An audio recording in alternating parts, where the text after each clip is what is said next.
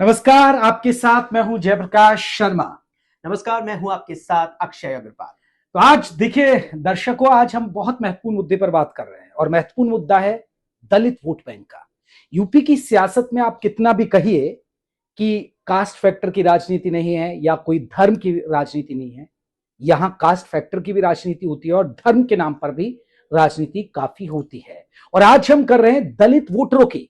दलित voter किसके साथ है? हम बात करेंगे मायावती के राजनीतिक करियर की, कि मायावती की स्थिति क्या है, क्यों मायावती डाउन हो रही हैं, क्या मायावती को फिर सत्ता से वनवास मिलेगा या फिर वो सत्ता में कुछ वापसी कर सकती हैं। आज इसी पर हम और अक्षय मिलकर बात करेंगे। बिल्कुल। देखिए, जिस तरीके से चुनावी बिगुल लगभग बज चुका है, हालांकि वक्त अभी काफी है। अगले साल फरवरी और मार्च का वक्त है जब प्रदेश में यहाँ वोट पड़ेंगे। लेकिन उससे पहले अब चर्चा के केंद्र में मायावती भी आ गई हैं। पूर्व में मुख्यमंत्री भी रही हैं, सरकारी भी चलाई है उन्होंने। लेकिन अब जिस तरीके से जयप्रकाश जी, एक बार फिर से लगता है यहाँ पर मायावती ने दलित वोट बैंक को साधने के लिए अपनी जो कोशिशें हैं वो तमाम शुरू कर दी है। आज भी हमें देखने को मिला जिस तरीके से उन्होंने प्रेस कॉन्फ्रेंस यहाँ पर की, दलित मतदाताओं को साधा और साथ ही जो अपना संबोधन मायावती ने दिया उसमें जिक्र था नगीना के सांसद चंद्रशेखर आजाद का। हालांकि नाम उन्होंने नहीं दिया, लेकिन जो तमाम बातें वो कहती नजर आई, साफ तौर पर कहा कि लोग भ्रमित करने की कोशिश कर रहे हैं यूपी के दलित मतदाताओं को। बिल्कुल, देखिए अक्षय, इसमें एक दर्शकों को बड़ा इंटरेस्टिंग है। अभी जो दलितों के साथ कुछ घटनाएं सामने आई, खासकर मेरठ में आई, तो चंद्रशेखर वहां पहुंचे। चंद्रशेखर कहीं ना कहीं सबसे बड़ी बात है कि वो भीम आर्मी उन्होंने पार्टी बनाई और उसका फायदा हुआ कि दलित वोट उनकी तरफ देख रहा है। क्योंकि देखिए दलित वोट बीजेपी की तरफ गया 2000, अगर हम 22 के चुनाव में देखें, 2024 में भी दलित वोट बीएसपी के साथ नहीं आ पाया, वो छिटक गया, वो पीडीए के साथ चला गया, वो समाजवादी पार्टी और जो कांग्रेस का गठबंधन हुआ उसका फायदा हुआ। और सबसे हैरानी की बात है कि मायावती को एक भी लोकसभा सीट नहीं मिली। और सबसे बड़ा चौंकाने वाला ये रहा, जिस चंद्रशेखर की हम बात करें, जिस चंद्रशेखर पर वो इशारों इशारों में हमला बोल रही हैं मेरठ में प्रेस कॉन्फ्रेंस करके कि दलित उनके भड़काने पर न आए, हालांकि नाम नहीं लिया, उन्होंने उन्हें एक मगरमच्छ की तरफ कहा कि वो मगरमच्छ है। और फिर उनके मुखिया मगरमच्छ की तरह आंसू बहाने के लिए घटना स्थल पर पहुंचकर अपनी राजनीतिक रोटी, उन्होंने कोई नाम नहीं लिया, लेकिन उन्होंने कहा कि दलित सड़कों पर ना आए, आंदोलन ना करें, किसी के बहकावे पर ना आए। वो इशारा वो सिर्फ और सिर्फ चंद्रशेखर की तरफ था, क्योंकि चंद्रशेखर का तरफ वोट बैंक खिसका है। नगीना से वो चुनाव लड़े, इकलौते सांसद हैं, बिल्कुल, और दलित और मुस्लिम समीकरण के साथ वो सांसद बने नगीना में, क्योंकि मुस्लिम वोटरों की संख्या थी और दलितों ने साथ दिया। यहाँ पर उस वक्त बीजेपी और पीडीए भी था। हैरानी कि बीएसपी इतनी ताकतवर पार्टी होने के बाद उनका सदन में, संसद के अंदर एक भी सांसद रहे। ये एक सबसे बड़ी लड़ाई है और वही लड़ाई मायावती और कहीं ना कहीं चंद्रशेखर के बीच है, देखने को मिलती है। बिल्कुल, यहाँ पर बड़ी लड़ाई भी देखने को मिलती है। जयप्रकाश जी, एक चीज ये भी अहम हो जाती है क्योंकि आपने जिक्र भी किया यहाँ पर कि नगीना से सांसद है और नगीना वो क्षेत्र है उत्तर प्रदेश में जो एनसीआर के बेहद करीब आता है, दिल्ली से सटा हुआ काफी माना जाता है, बिजनौर के अंदर आने वाला। और जिस तरीके से यहाँ पर देखने को मिला कि नगीना से जब सांसद चंद्रशेखर बने और उसके बाद अब मेरठ में जो कांड हुआ है उसको लेकर के यहाँ मुद्दा भी बनाया गया और यहाँ पहुंचे भी है चंद्रशेखर रावण। हालांकि बीच में उन्हें रोका गया पुलिस के द्वारा, लेकिन चंद्रशेखर आजाद के लिए भी ये अहम है क्योंकि उसी ही क्षेत्र के लगभग बेहद करीबी वो इलाका माना जाता है। वहीं से वो चुनकर सांसद आते हैं और वहीं पर उनका अच्छा खासा वोट बैंक भी है और मेरठ भी वो पहुंचे। लेकिन वहीं मायावती ने भी इस बात का जिक्र किया कि बहकावे में ना आए और आपने भी बताया यहाँ दर्शकों को कि मगरमच्छ शब्द का यहाँ पर इस्तेमाल किया है। नाम हालांकि उन्होंने किसी का नहीं लिया साफ तौर पर, लेकिन ये चीज अहम हो जाती है। और ये भी चीज आपने बताया कि एक भी सांसद फिलहाल देश की सदन में यहाँ बसपा का नहीं है और एक वक्त में पार्टी का बड़ा जनाधार भी रहा है और पार्टी के कई सांसद भी रहे हैं। देखिए एक सबसे बड़ी बात है, अगर हम बीएसपी की बात करें तो बीएसपी की देखिए जो स्थापना है वो 1984 में हुई जब काशीराम थे। उसके बाद 1993 में देखिए मुलायम के साथ इन्होंने सरकार बनाई, लेकिन मुलायम की सरकार जब काफी विवाद हुआ उसके बाद मायावती को मौका मिला, 1995 में वो मुख्यमंत्री बनी। उसके बाद उन्होंने बीएसपी के साथ भी सरकार चलाई। हालांकि सोचिए ऐसे पार्टी बढ़ी, लेकिन अगर हम फुल फ्लेज की बात करें तो उन्होंने सबसे ज्यादा सीटें 2007 से 2007 में मायावती की पूर्ण बहुमत के साथ सरकार बनी थी और उन्होंने 5 साल पूर्ण बहुमत के साथ सरकार चलाई, अपने दम पर सरकार चलाई। उसके बाद उनको वापसी नहीं हो पाई, उनको वनवास देना, उनका करीब देखिए यूपी मान जाता है 21% वोटर है, लगभग, और 140 विधानसभा सीटों पर असर डालता है। तो वो वोटर जो कैडर वोटर होता था, जो एक तरफा वोट जाता था, वो 2007 में तो गया, 12 में नहीं गया बिल्कुल और समाजवादी पार्टी को फायदा हुआ। 12 के बाद देखिए वो दलित वोट बैंक छिटक छिटक गया मायावती धीरे से। धीरे, और उसके बाद 17 आया, 17 में वो दलित वोट बैंक चला गया बीजेपी के साथ, फिर 22 आया, 22 में आप सोचिए कि दलित वोट बैंक फिर और ज्यादा छिटक गया वो बीजेपी के साथ, और इतना छिटक गया कि 22 में मायावती, जहां आपने 2007 का जिक्र किया, बसपा लगभग 206 सीटों पर अपने विधायक बनाने में कामयाब रही और 2022 आते आते वो महज एक रह गई, महज एक सीट जीत पाई। अजय प्रकाश जी, यहाँ पर तमाम दर्शक भी जुड़े हुए हैं और आपने काफी चुनाव भी कवर किए, उत्तर प्रदेश की राजनीति पर आपकी बहुत गहरी पकड़ है। मायावती को ऐसे क्या कारण लगता है, सर? दलित वोट बैंक छिटकने का भी आपने जिक्र किया, 2007 में हम देखते हैं 206 सीट पार्टी जीतती है और 2022 आते आते वो एक सीट रह जाती है।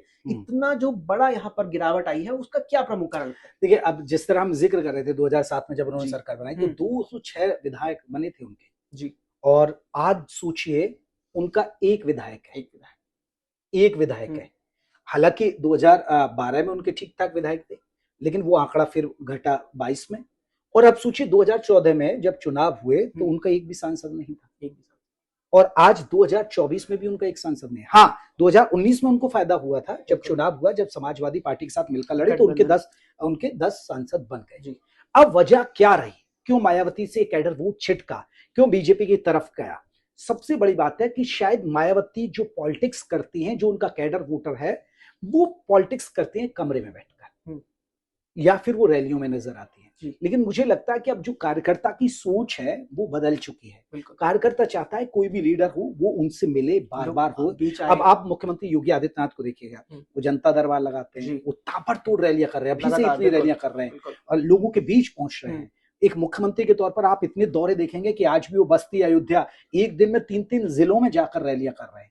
अभी चुनावी माहौल है, तो ये अब शायद लगता है कि वोटर को समझ में आ गया है कि अब वो वोटर, जैसे पीडीए का नारा दिया, अखिलेश यादव से दलित वोट छिटकता था, लेकिन उन्होंने 2024 में पीडीए का फॉर्मूला है, उन्होंने दलित वोटर, दलित जो उम्मीदवार थे और जो अनुसूचित वर्ग से जो आने वाले थे, ओबीसी लोग, उनको टिकट ज्यादा दिया, फायदा हुआ पीडीए। तो अब देखिए दलित वोट वाकई में अब छिटक गया है, मायावती के लिए टेंशन है। अक्षय और मायावती को अब इस पर काम करने के लिए बहुत मेहनत की जरूरत है।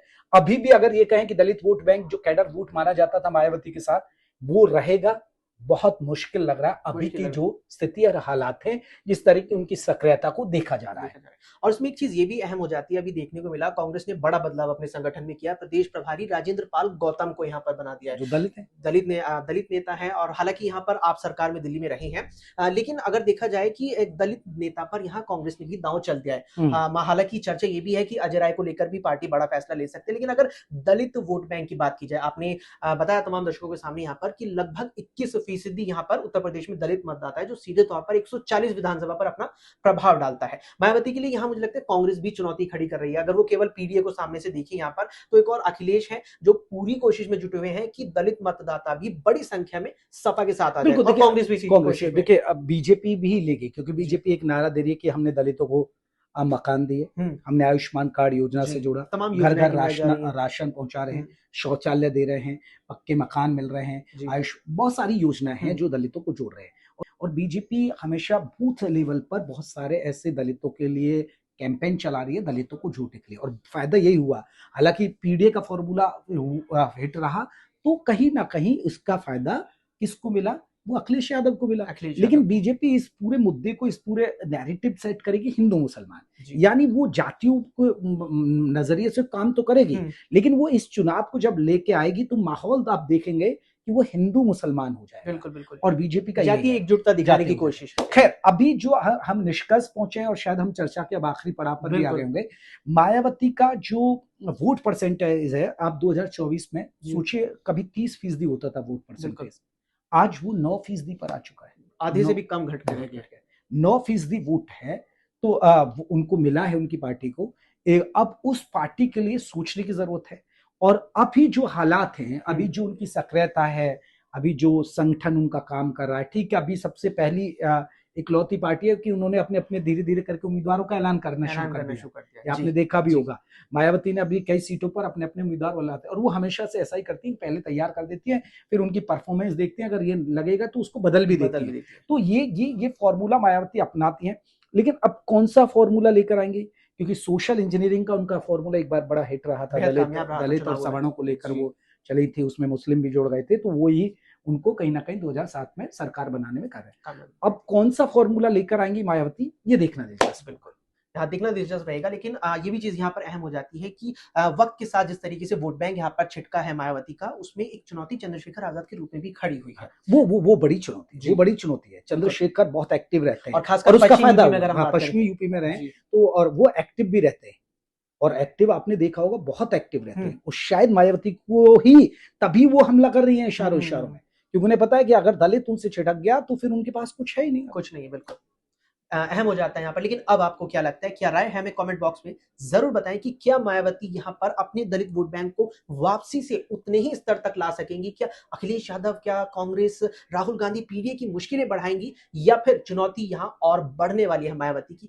अपनी राय हमें कमेंट में जरूर बताएं। और ऐसी ही चर्चा के लिए आप हमारे साथ जुड़ते रहिएगा, क्योंकि हम बहुत पहलुओं पर बहुत बारीकी से चर्चा करते हैं कि आखिरकार अब चूंकि चुनावी माहौल है यूपी में, तो चुनावी माहौल पर आपको इस तरह की हमारी चर्चाएं मिलेगी, जहां आपको पूरे रिसर्च के साथ, आंकड़ों के साथ महत्वपूर्ण जानकारी देंगे। नमस्कार, धन्यवाद।